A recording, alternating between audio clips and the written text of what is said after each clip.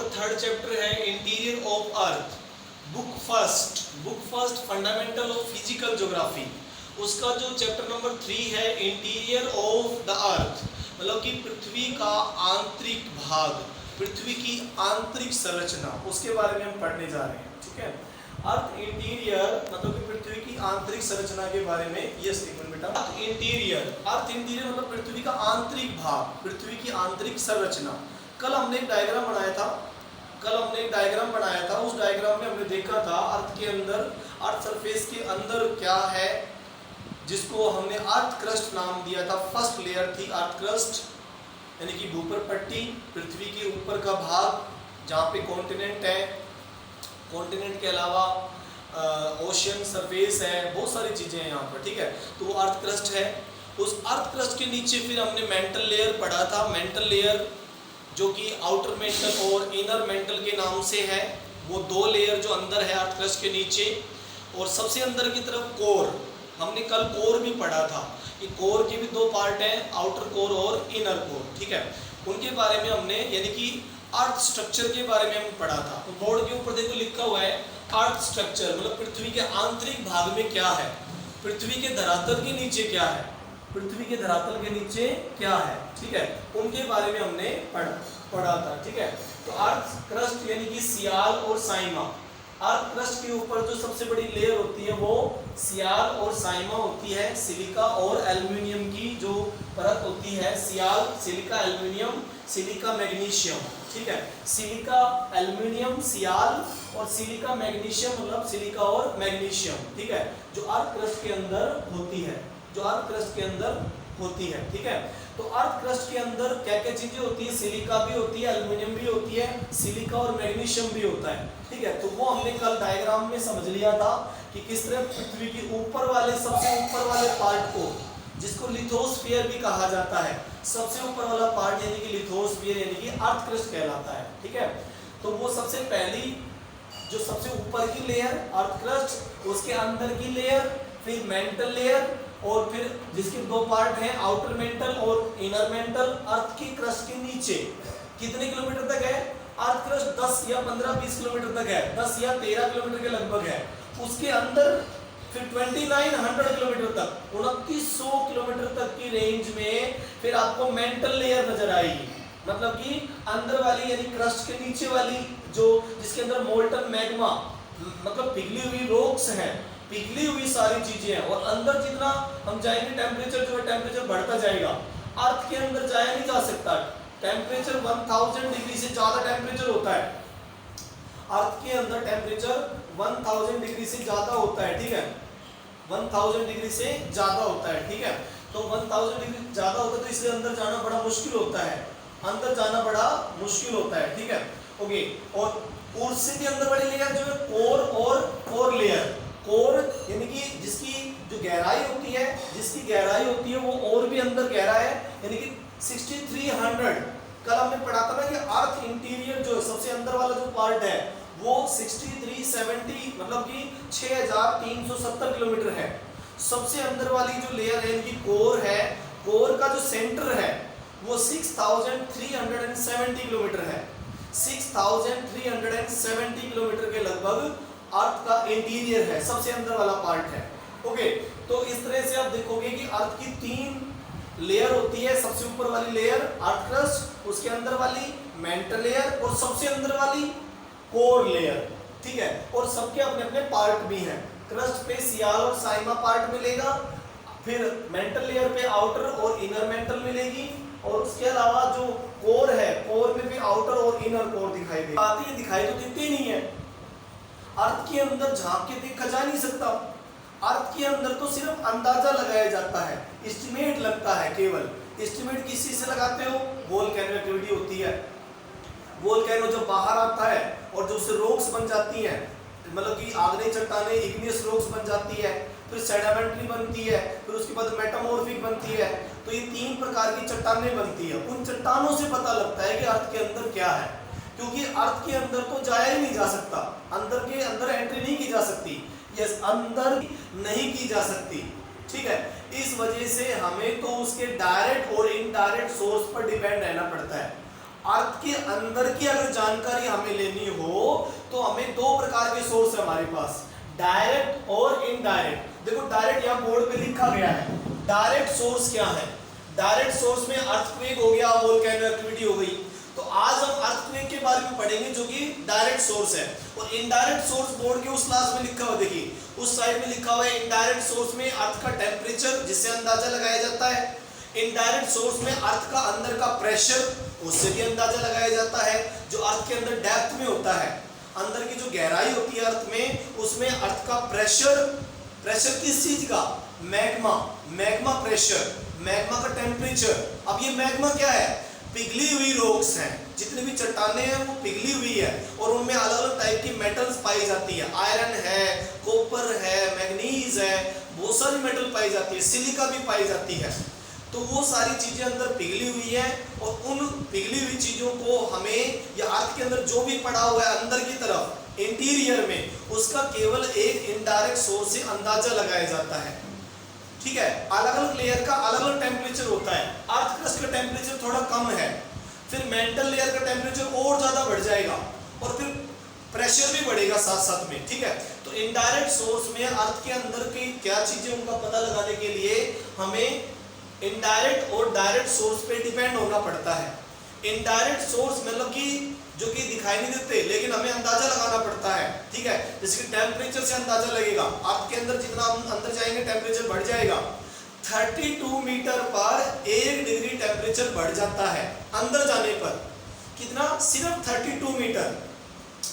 32 metre पर 1 degree temperature बढ़ जाता है। सोचो कि अगर हमें 6300 किलोमीटर अंदर जाना पड़े तो कितना ज्यादा टेम्परेचर होगा? 2-3000 डिग्री टेम्परेचर, कम से कम 2-3000 डिग्री टेम्परेचर। और इतना टेम्परेचर अगर 2 या 3000 टेम्परेचर होता है, 2 या 3000 टेम्परेचर है, 2 या 3000 डिग्री सेल्सियस टेम्परेचर है, तो सब कुछ अंदर पिघला हुआ मिलेगा। पृथ्वी के अंदर इंटीरियर में सब कुछ मेल्टिंग फॉर्म में मिलेगा। बस उसका अंदाजा लगाया जा सकता है, अंदर जाके देखा नहीं जा सकता। अंदाजा लगेगा टेम्परेचर से, अंदाजा लगेगा, एस्टिमेट लगेगा प्रेशर से। ठीक है, अंदर गहराई का हमें प्रेशर और टेम्परेचर से पता लगेगा।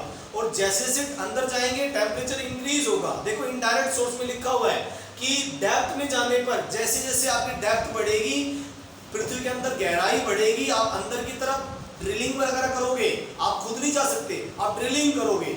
ड्रिलिंग करोगे तो टेम्परेचर बढ़ेगा अंदर की तरफ जाने पर, और टेम्परेचर भी बढ़ेगा, प्रेशर भी बढ़ेगा। प्रेशर किस चीज का? Magma pressure.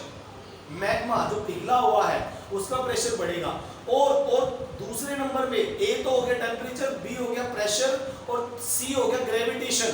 ग्रेविटेशन से भी पता लगता है अर्थ के अंदर जो ग्रेविटी बनती है, कोर से ग्रेविटी बनती है और चारों तरफ सर्कुलेट हो जाती है। वो ग्रेविटी अलग अलग लेयर में अलग अलग लेवल पे होती है। अर्थ के अंदर क्रस्ट लेयर में, और उसके बाद मेंटल लेयर में और कोर लेयर में, 3 लेयर होती है मेन। ऊपर की क्रस्ट, अंदर की मेंटल और सबसे अंदर वाली कोर। तो सारी लेयर में ग्रेविटेशन पावर अलग अलग होती है। कहीं पे ज्यादा ग्रेविटेशन होता है, कहीं पे कम होता है। तो वो उससे भी पता लग जाएगा अर्थ के अंदर क्या मटेरियल है और कितनी गहरी है ये। ठीक है, वो भी आपका इनडायरेक्ट सोर्स ऑफ एनर्जी है। ये इनडायरेक्ट सोर्स है हमारे पास, जिससे हमें अर्थ के बारे में पता लग जाएगा। ठीक है, अगला पॉइंट है मैग्नेटिक फील्ड। मैग्नेटिक फील्ड से भी पता लगेगा, क्योंकि कोर के अंदर निकिल और फेरस ज्यादा है। जो सबसे अंदर वाली जो लेयर है अर्थ की, कोर के अंदर निकिल और फेरस जैसे मेटल ज्यादा है। निकिल और फेरस, फेरस मतलब लोहा होता है और निकिल मतलब निकिल होता है। ठीक है, तो उनमें मैग्नेटिक फील्ड बनती है जिसको हम ग्रेविटी पावर कहते हैं। तो वो चारों तरफ फैल जाती है। ठीक है, और उससे भी कहीं पर ज्यादा कहीं पर कम होती है। तो उस मैग्नेटिक फील्ड से भी हमें अंदाजा लग जाता है। ठीक है, अर्थ के अंदर क्या है उससे पता लग जाता है। ठीक है, अगला सिस्मिक वेव्स। अगला पॉइंट है सिस्मिक वेव्स। सिस्मिक वेव क्या होती है? जब भी अर्थक्वेक आएगा, जब भी अर्थक्वेक आएगा अर्थ के अंदर या अर्थ क्रस्ट के नीचे, अर्थ क्रस्ट जो ऊपर वाली पट्टी होती है जिसपे हम रह रहे हैं, लिथोस्फीयर, उसके नीचे जब भी प्लेटें खिसकेंगी, प्लेट मतलब कि जैसे ओशियनिक प्लेट और कॉन्टिनेंटल प्लेट। ओशियनिक प्लेट क्या होती है? जिसपे ओशियन बने हुए हैं, Pacific ocean, Atlantic ocean, Indian ocean, वो तो ओशियन प्लेट हो गई। और जहाँ पे कॉन्टिनेंट बने हुए कॉन्टिनेंटल प्लेट हो गई। तो जो कॉन्टिनेंटल प्लेट होती है वो भी आगे पीछे खिसकती है, क्योंकि अंदर क्या है, पिघला हुआ है, मैग्मा है अंदर, अंदर तो सारी चीजें पिघली हुई है। तो अर्थ क्रस्ट जो थोड़ी सी सॉलिड है, ऊपर वाली लेयर जिस पे हम रह रहे हैं, अर्थ क्रस्ट जिसके ऊपर अब रह रहे हैं, लिथोस्फीयर भी कहते हैं इसको, तो वो थोड़ी सी सख्त है। तो अंदर वाले मैग्मा की वजह से, पिघले हुए मैग्मा की वजह से ऊपर की प्लेटें हिलती रहती हैं। बिल्कुल ये सच्चाई है, ये 100% ट्रुथ है कि ऊपर जो हम जिस कॉन्टिनेंट पे रह रहे हैं, मान लीजिए हमारा इंडिया एशिया कॉन्टिनेंट पे है, एशिया महाद्वीप में रह रहे हैं हम लोग, तो एशिया महाद्वीप के नीचे सब कुछ पिघला हुआ है, और एशिया महाद्वीप, यूरोप महाद्वीप, अमेरिका महाद्वीप, पैसिफिक की बेल्ट, ये सारे जितने भी हैं वो इधर उधर स्मॉल लेवल पे हिलते रहते हैं, और जब भी हिलते हैं वोल्केनो और अर्थक्वेक आते हैं। तो अर्थक्वेक आने पर सिस्मिक वेव्स बनती हैं, उन सिस्मिक वेव से अर्थ के अंदर का पता लगाया जा सकता है कि वो कितने लेयर पे तो वो सॉलिड है, कितने लेयर पे वो लिक्विड है, और कितने अंदर तक उसका टेम्परेचर कितना है। ठीक है, तो वो हम अंदाजा लगा सकते हैं। तो उसे कहते हैं इनडायरेक्ट सोर्स अर्थ इंटीरियर के बारे में पता लगाने के लिए। ठीक है, indirect source number 1 temperature, indirect source number 2 pressure, indirect source number 3 gravitation. ठीक है, जो अर्थ की ग्रेविटेशन बनती है, मतलब कि गुरुत्वाकर्षण। ठीक है, उसके बारे में ओके। और फिर उसके बाद में ए मतलब कि टेम्परेचर, बी मतलब कि प्रेशर, और सी ग्रेविटेशन गुरुत्वाकर्षण उसका, और फिर मैग्नेटिक फील्ड, और फिर सिस्मिक वेव्स। इस तरह से इन 3-4 चीजों से, 5 चीजों से हमें पृथ्वी के बारे में जानकारी मिल जाती है, उनके बारे में हमें जानकारी मिल जाती है। ठीक है, तो ये सब हमारे क्या है, इनडायरेक्ट सोर्स ऑफ एनर्जी। क्या है, इनडायरेक्ट सोर्स ऑफ एनर्जी है। ओके, तो इस तरह से हम इसको क्या कर सकते हैं, बता सकते हैं। अब बात करते हैं direct source of energy. Direct source of energy, direct source जिससे हमें पता लगता है, मतलब कि किन किन चीजों से हमें अर्थ इंटीरियर के बारे में पता लगता है, डायरेक्ट सोर्स। तो डायरेक्ट सोर्स में होता है अर्थक्वेक, यानी कि भूकंप। अर्थक्वेक का मतलब है भूकंप। क्या होता है, भूकंप। भूकंप क्या है, पृथ्वी का हिलना, शेकिंग ऑफ द अर्थ। पृथ्वी हिलती है थोड़ी सी, पृथ्वी रोटेट कर रही है और रेवोल्यूशन भी कर रही है। रोटेट मतलब अपनी जगह पे घूमती रहती है, 24 घंटे में एक चक्कर पूरा करती है, 24 आवर में। और रेवोल्यूशन मतलब सूरज के चारों तरफ घूमती है। 365 1/4 365 1/4 मतलब कि 365 दिन में अपना एक चक्कर पूरा करेगी। 365 दिन और 6 घंटे में सन के चारों ओर अपना एक चक्कर पूरा करके आएगी, उसको रेवोल्यूशन कहते हैं। घूर्णन और परिभ्रमण, परिक्रमण और परिभ्रमण। ठीक है, परिभ्रमण मतलब सूरज के चारों तरफ घूम के आना, परिक्रमण मतलब रोटेशन करना। रोटेशन 24 घंटे में पूरा होगा, और रेवोल्यूशन जो है वो 365 दिन 365 यानी कि 365 दिन में पूरा होगा। ठीक है, तो अर्थ क्या करती है, घूमती हुई अर्थ में जब भी अर्थक्वेक आते हैं तो पृथ्वी थोड़ा सा हिलती है। अर्थ क्या करती है, शेकिंग करती है, मतलब कि थोड़ा सा हिलती है, कांपती है। और जब पृथ्वी कांपेगी तो उसको कहेंगे अर्थक्वेक, यानी कि भूकंप। पृथ्वी का कांपना, अर्थक्वेक, भूकंप, उसको भूकंप कहेंगे। भूकंप, पृथ्वी का कांपना। ठीक है, ये कब होता है, जब अर्थ के अंदर यानी कि अर्थ क्रस्ट के नीचे, सिर्फ अर्थ क्रस्ट की बात कर रहा हूं मैं, सिर्फ और सिर्फ अर्थ क्रस्ट की जो ऊपर की भूपर पट्टी जिस पे हम रह रहे हैं, लिथोस्फीयर। मैं सिर्फ लिथोस्फीयर की बात कर रहा हूं, मैं मेंटल लेयर की बात नहीं कर रहा, मैं कोर लेयर की बात नहीं कर रहा, क्योंकि वहां तो हो सकता है अर्थक्वेक आए ना आए, क्योंकि वो तो पिघला हुआ है अंदर, वहां तो हो सकता है अर्थक्वेक ना आए।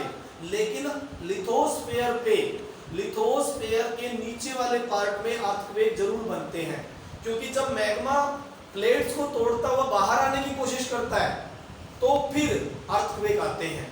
अंदर का जो पिघला हुआ मैग्मा है वो जब अर्थ प्लेट को तोड़ता हुआ, प्लेट मतलब कॉन्टिनेंट प्लेट और ओशियन प्लेट, उसको तोड़ता हुआ जब बाहर आता है तो अर्थ थोड़ी सी कांपती है और क्या आता है, भूकंप आता है।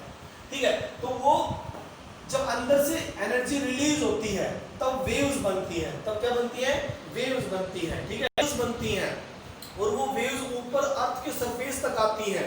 अर्थ की सरफेस तक, जहां पर मान लीजिए कहीं पे बिल्डिंग बनी हुई है, कहीं पे लोग गांव में रह रहे हैं, कहीं पर शहर बना हुआ है, तो वहां पर भी वो टक्कर लगाती है। अंदर से लिथोस्फीयर के अंदर नीचे की साइड से जब हलचलें होती हैं तो वो वेव्स ऊपर तक टक्कर लगाती हैं और ऊपर तक आती हैं और टक्कर लगाती हैं और फिर पृथ्वी हिलती है और बिल्डिंगें गिरने लगती हैं और बिल्डिंगें गिरने लगती है। उसको वो एनर्जी जो बाहर आई वो वेव जनरेट हुई अंदर से लिथोस्फीयर के नीचे से, लिथोस्फीयर यानी अर्थ क्रस्ट के नीचे से, और फिर वो बाहर आई, वेव जनरेट हो गई। और वेव मतलब कि वेव यानी कि जो है मतलब कि रेडिएशन वेव बन गई, वेव धाराएं बन गई और धाराएं ऊपर तक आती हैं। यस ठीक है, धारा क्या होता है ये नाम की बात है। अर्थ की एनर्जी रिलीज होती है अर्थक्वेक के टाइम में और वो ट्रेवल करती है। यस हाँ बिल्डिंग तो गिर जाएगी, हाँ बिल्डिंग गिर जाती है, बिल्डिंगें गिर जाती हैं। हाँ बिल्डिंगें, देखो इसका एग्जांपल देता हूं मैं, खंबे टेढ़े हो जाते हैं। अभी कभी आपने देखा होगा खेतों में लगे हुए बिजली के खंबे, जो बिजली के खंबे होते हैं वो टेढ़े हो जाते हैं। 2 साल 3 साल 5 साल 10 साल के बाद वो खंबे टेढ़े क्यों हो गए? टेढ़े हुए हैं अर्थ की मूवमेंट की वजह से। अर्थ घूम रही है, हमें तो पता नहीं चल रहा, लेकिन और वो खंबे टेढ़े हो जाते हैं, खेतों में लगे हुए खंबे। यस है ना, वो अर्थ की मूवमेंट का एक बिल्कुल बिल्कुल वो पता लग जाता है, टेढ़े हो जाते हैं खंबे अपने आप ही। यस अर्थक्वेक आता है, क्या मतलब अर्थक्वेक का? भूकंप, पृथ्वी का कांपना। कैसे आता है? अंदर से एनर्जी रिलीज हो रही है, मतलब कि जो हमारी क्या है ऊपर पट्टी यानी कि अर्थ क्रस्ट के नीचे से एनर्जी रिलीज हो रही है। एनर्जी कैसे आई? जब प्लेटें खिसकी, एक दूसरे के सहारे से ऊपर चली गई, इधर उधर हो गई, प्लेट खिसक जाती हैं। तो प्लेट खिसकने से मान लीजिए ऑस्ट्रेलिया प्लेट खिसक गई, मान लीजिए इंडियन प्लेट इधर उधर हो गई। थोड़ी बहुत धीरे धीरे होती है, ये बहुत धीरे, हमें तो पता भी नहीं चलता। इस तरह से प्लेट एक दूसरे से खिसक जाती है और खिसकते ही एनर्जी रिलीज होती है और एनर्जी रिलीज होते ही भूकंप आता है और वो एनर्जी वेव्स के रूप में जनरेट होती है और हर चारों तरफ डायरेक्शन में, वो चारों तरफ डायरेक्शन में धूप फैल जाती है, वो चारों तरफ फैल जाती है। तो अर्थक्वेक, अर्थ शेकिंग का रीजन क्या है? अर्थ शेकिंग मतलब अर्थ जो बार बार हिलती है या भूकंप आते हैं, उसका reason number 1 rock faulting, rocks टूट जाती हैं। अर्थक्वेक का मतलब है रॉक टूटना, मतलब जैसे कि रॉक टूटती हैं, जैसे पहाड़ ऊपर से टूट के रॉक्स नीचे आ गई, या अंदर की रॉक्स जो है टूट गई, अर्थ क्रस्ट के नीचे जो रॉक्स है जो जमा हो गई है। जैसे मान लो पहाड़ की जो तलहटी होती है, पहाड़ का जो नीचे का बेस होता है, वहाँ पे कोई मूवमेंट हुई है, वहाँ पर कोई वोल्केनिक एक्टिविटी हुई है तो चट्टानें टूट जाती हैं। तो ऐसे में क्या होता है, रॉक्स फॉल्टिंग होती है। जैसे हिमालय पर्वत जो है वो फॉल्टिंग की वजह से बना है, फॉल्टिंग होती है, टकराती है एक दूसरे से प्लेट और हिमालय पर्वत बन गया। ठीक है, तो इस तरह से क्या बनती है, फ्रिक्शन होता है, और जब फ्रिक्शन होगा, रॉक फॉल्टिंग होगी, तब भूकंप आएंगे। ठीक है, पॉइंट जहां से एनर्जी रिलीज हुई, यस पॉइंट जहां आपका फोकस कहलाता है।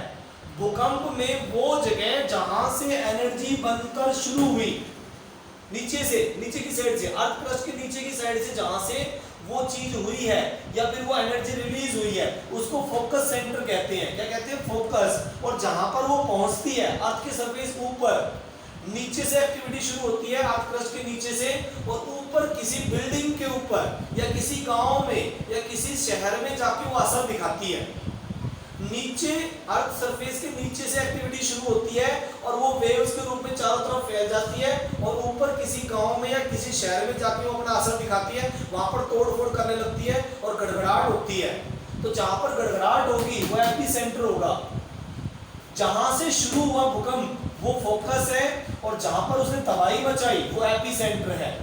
एपिसेंटर पे हमेशा ज्यादा नुकसान होता है, फोकस में ज्यादा नुकसान नहीं होता। मतलब नीचे जहां से एनर्जी रिलीज हुई है वहां नुकसान नहीं होता, ज्यादा नुकसान होता है एपिसेंटर पे, क्योंकि एपिसेंटर क्या है, वो शहर जहां पे वो वेव्स आके टकराई है ऊपर, तो वहां पर ज्यादा नुकसान होता है। ठीक है, अर्थ सरफेस पे तो वो पॉइंट जो एनर्जी जहां पर पहुंची है, reach on the earth surface, जहां पर वो पहुंच गई उसको एपिसेंटर कहा, और वहां पर नुकसान ज्यादा होता है। ठीक है, तो अर्थक्वेक की, अर्थक्वेक यानी कि भूकंप की जो वेव्स होती हैं, वो अर्थक्वेक की जो वेव्स होती हैं वो कहां से, लिथोस्फीयर 200 किलोमीटर नीचे से शुरू होती है।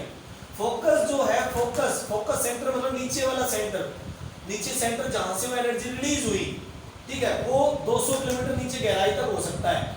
जरूरी नहीं हमेशा 200 किलोमीटर हो, वो 100 किलोमीटर भी हो सकता है, लेकिन उसने बताया 200 किलोमीटर से नीचे से भी फोकस आ सकता है, नीचे तक भी फोकस बन सकता है। मतलब कि हो सकता है वो 10 किलोमीटर हो सकता है 5 किलोमीटर हो सकता है 100 किलोमीटर हो सकता है वो 150 किलोमीटर हो, और हो सकता है वो 200 किलोमीटर भी हो, लेकिन 200 से नीचे नहीं मिलेगा, क्योंकि वहां पर तो मेल्टन है, वहां पर तो मेल्टन यानी कि पिघला हुआ है सब कुछ, वहां पर तो सारा कुछ पिघला हुआ है, मेंटल लेयर में तो वहां पर नहीं मिलेगा।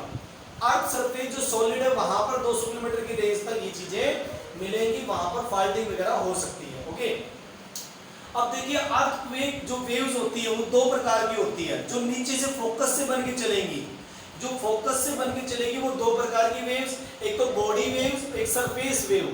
बॉडी वेव्स अंदर से आ रही हैं, बॉडी वेव जहां से फोकस शुरू हुआ था वो अंदर से आ रही हैं, और बी सरफेस वेव जहां पर वो पहुंच गई हैं वो सरफेस वेव होंगी।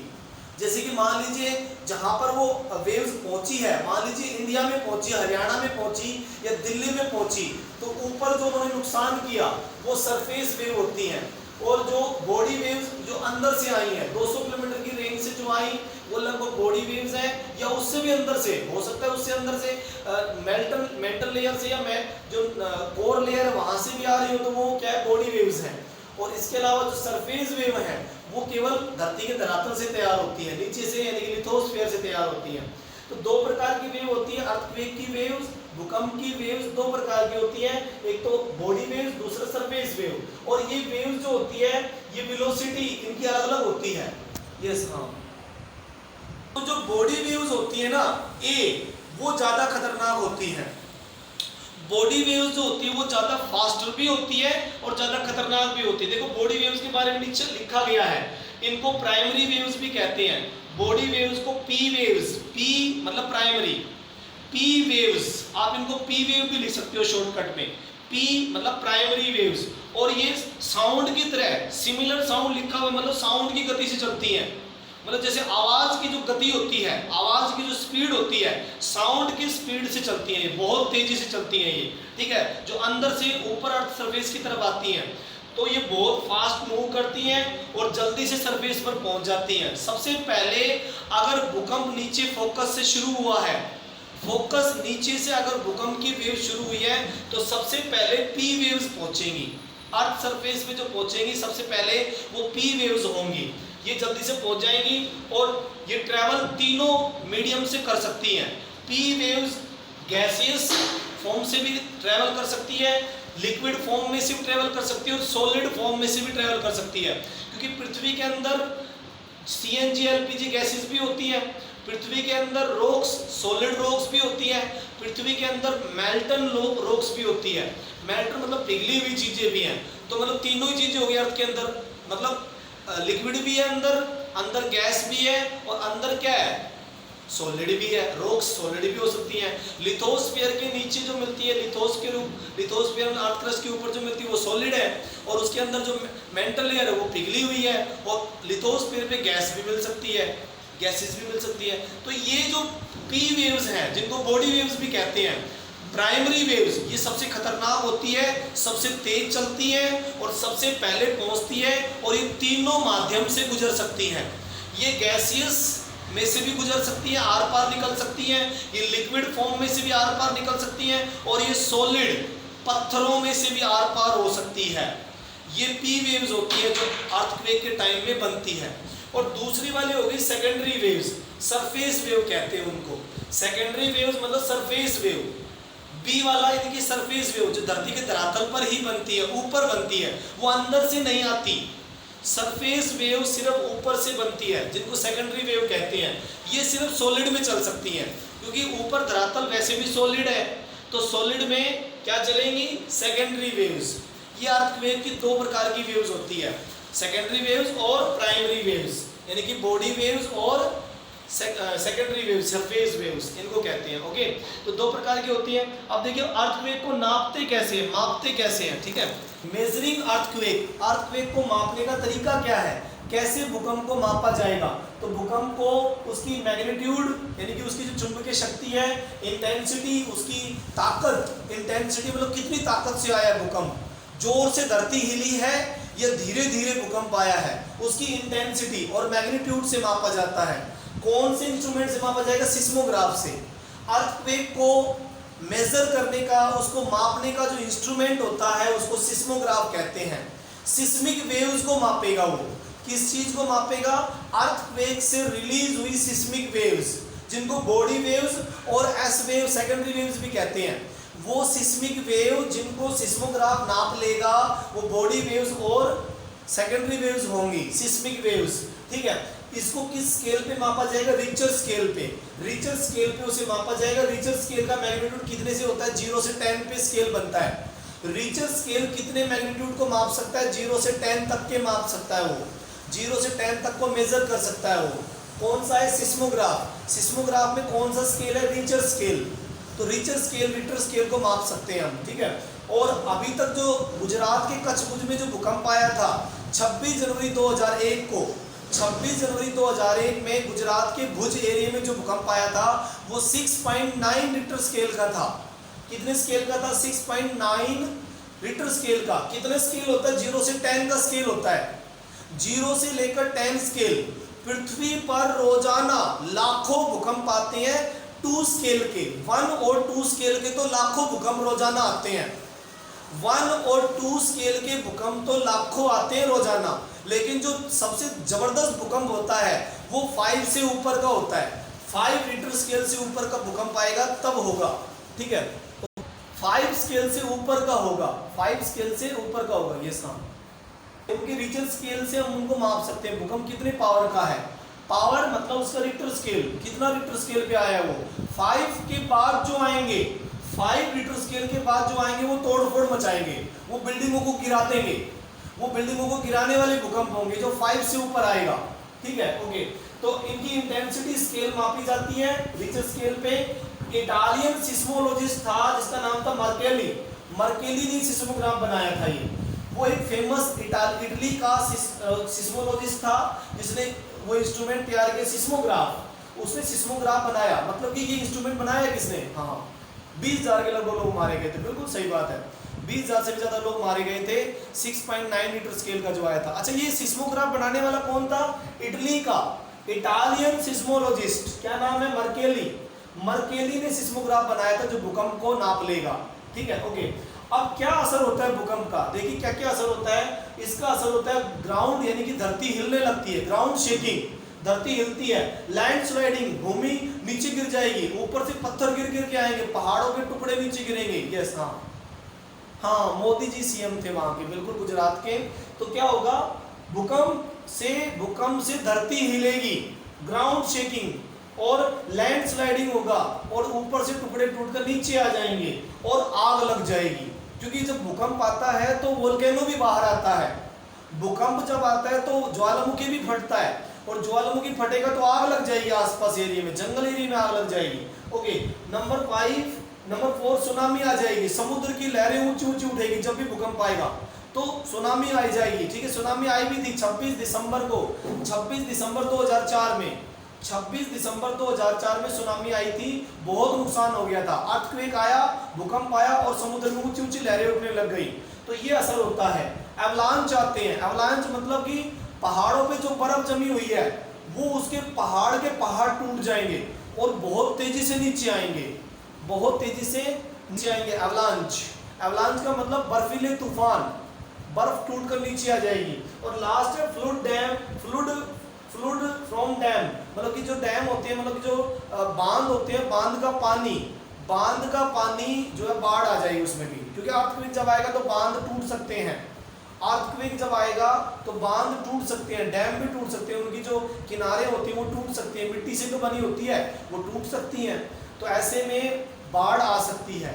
तो भूकंप के बहुत सारे जो इफेक्ट पड़ते हैं, और बिल्डिंगें तहस नहस हो जाती है, लोग मर जाते हैं, बहुत बुरी हालत हो जाती है। जब भी भूकंप कहीं पे आता है तबाही लेकर आता है। ये नेचुरल डिजास्टर है, ये नेचुरल प्रॉब्लम है। ओके, तो देखिए आज का जो लेसन हमने देख लिया, ठीक है, उसमें हमने पढ़ा अर्थक्वेक के बारे में, और अर्थ की नॉलेज यानी सोर्स ऑफ इंफॉर्मेशन, डायरेक्ट और इनडायरेक्ट सोर्स हमने पढ़े हैं।